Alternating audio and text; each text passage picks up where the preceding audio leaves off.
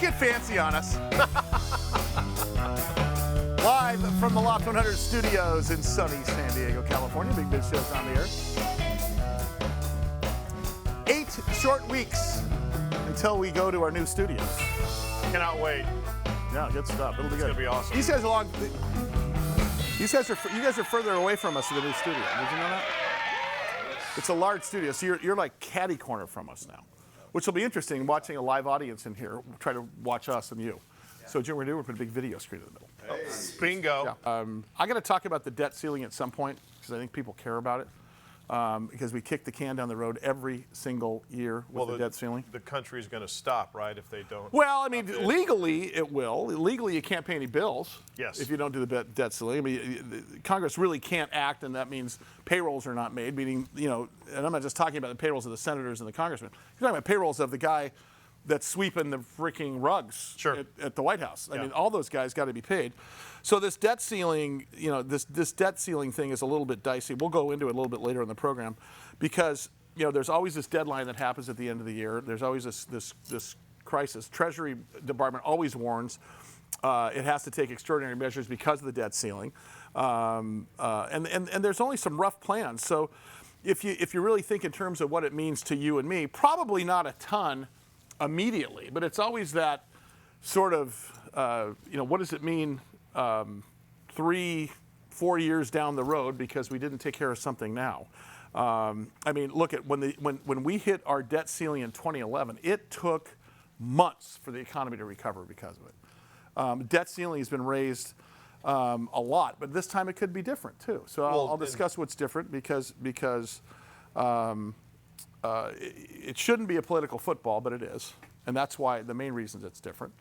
Biden's facing some headwinds because of this the security breach deal. It's kind of the same thing that happened with Donald Trump happened to Biden, and it's a tale of two cities. Right. Especially when Joe Biden says, "I can't believe he had documents." So irresponsible. And of course, the real story here is this Burisma Hunter Biden kind of story about using. Getting paid for access to the vice presidency. I think that's going to be the real story. Yeah. It's not illegal to use your name to make money. Okay, you can use your family name all day long, and I think the right-wing press is saying it's illegal. What he's doing. Well, you can't throw somebody in jail because they're using their name to make money. People do it all day long. Right. I would say the Kodak family is probably a perfect example. On the other side of the fence, it's more than that. If you took money. If you rented an apartment to a Ukrainian oil minister for $50,000 a month, which it should be $5,000 a month, to get access to your dad, that's a money whole other laundering. story. Yes. And that's what's being alleged. Me. Keep in mind, Yeah. this is all alleged, and this is all getting ratings for TV. So you got to take a step back.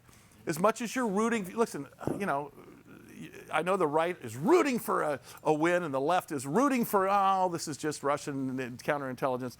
It's somewhere in the middle, and I think that's what everybody has to understand, is the truth lies somewhere in the middle. But I do think this is a rough time for the Biden administration, and with this debt ceiling, that's why this is becoming a political football, because we're in the midterms right now with respect to his presidency.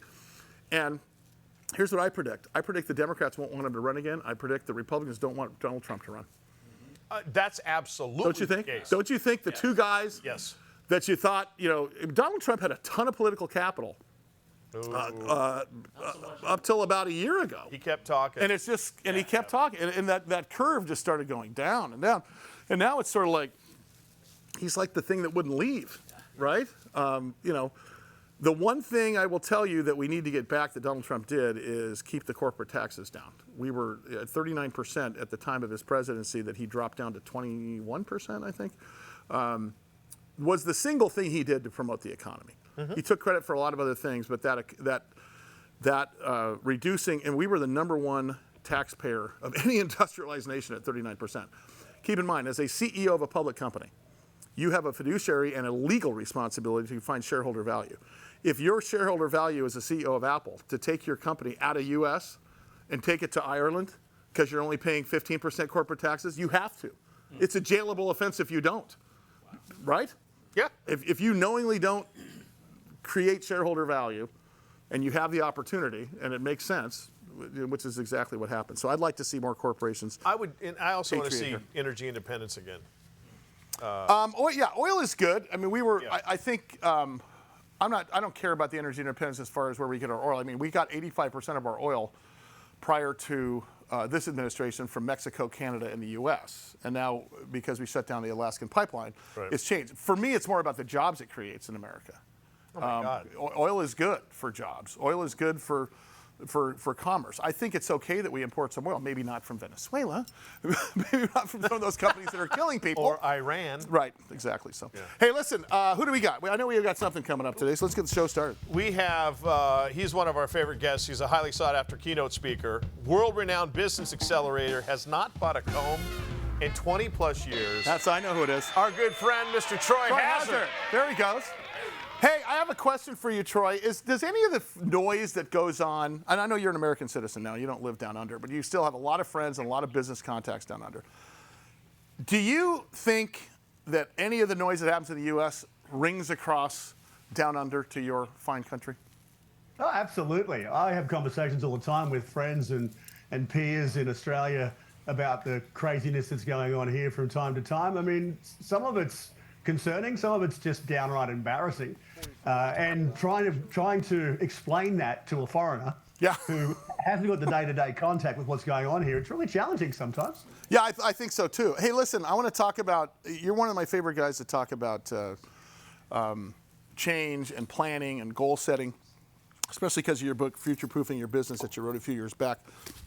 And I know you keynote about future proofing. A lot of future proofing went on January 1st of this year when people set New Year's resolutions. I tend to set goals, and I learned that from you 15 years ago.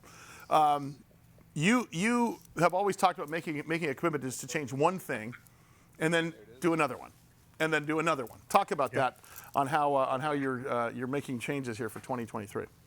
Well, I think we've got to set goals because you've got to have a destination, but you've got to also focus on what the journey is. Like, how are you going to get there? And if you set too many goals and you're not focused on the journey, chances are you're not going to achieve many of those goals and you'll just be disgruntled and go back to the couch. So the important balance here is to say, these are the 5, 6, 7 things I want to do this year. Here's why I want to do them. And then I'm going to focus on the journey to make sure I've got them done. So you change one thing every week and sneak up on it and don't overwhelm yourself. So are we talking on a weekly basis, a daily basis? What are you thinking on this? Yeah, we typically check ourselves weekly here in the house. So Dom and I set our plan out for the year, and then Friday afternoon go for a walk with a drink and just check on how we're going and what we need to change or rearrange, or is there more to add to the plan or take some out of the plan. I mean, it's an evolving process and it's an evolving strategy, but it shouldn't be one and done. I've set 45 things in January 1st and I'm going to get them all done by December 31st. It just doesn't work that way. People don't plan that well to achieve that much content. Troy, how important is it to have somebody maybe close to you, a loved one, a good friend, to say to them, listen, I'm going to do this, but I need you to help hold me accountable? Yeah, absolutely. We've got 3 or 4 different groups of people for different purposes. I have an advisory board that I've had for 30 years now, same guys, same board, and we'll announce that to each other as to what we're trying to achieve for the year, and we check in quarterly to make sure that we're on track. And half of the conversation is about business, the other half of the conversation is an expensive lunch with a glass of wine. So it's kind of a bit of fun and a bit of peer pressure at the same time. I've got a same group of people for our race car. We are racing in Australia. We're guys we surround ourselves with to set our goals for the year and the championships, and we make sure we sneak up on that every week. So different purposes for different groups, but they're all designed to make sure that I'm still focused on the prize and making sure I'm still taking that journey to get the prize. Hey, you and I have talked about working your goals backwards, marking your performance along the way. Talk about those last 2. Yeah, in our world, the simplicity of that is come around October, November, we sit down and we work out what we want to achieve for the year. What travel we'd like to do. Do we want to move to a different house? Would we like to spend more time in a certain city or country or whatever? And then I just simply work back and say, well, if that's the stuff we want to try and achieve this year, this is the amount of money we need to make to cover that. And this is the amount of work I've got to do to cover that, to cover our personal goals. So everything joins together. And if you do that, then the business starts working for you. You're not working for it. It's actually there to serve a purpose, which is to make sure that you're enjoying your life. And I think piece of this is that it's this is not a once a year thing for you. This is something that is ongoing. It's kind of a thread that keeps going and also leads you to creating your business plan for next year in October versus doing it in January, correct? Yeah, and it's okay to drop things out or to add things in. I mean, I don't feel bad if I get to the end of the week and decide that a certain goal or a certain thing I wanted to achieve was not accomplished. I either say I'll keep pressing on, or I'll take it off the list for another day, or it's just never going to happen. That's okay. That's not a failure. That's just part of that journey that we've, as we evolve as business leaders, owners, and as humans, some of those needs also evolve, and we make the decisions to whether we press on or not. Troy Hazard's his name. Got to get you to San Diego, buddy. This is the year. Haven't seen you for a while. Thank you, pal. Troy Hazard. TroyHazard.com. Future-proofing your business. Much more Big Biz coming up. We've got a ton.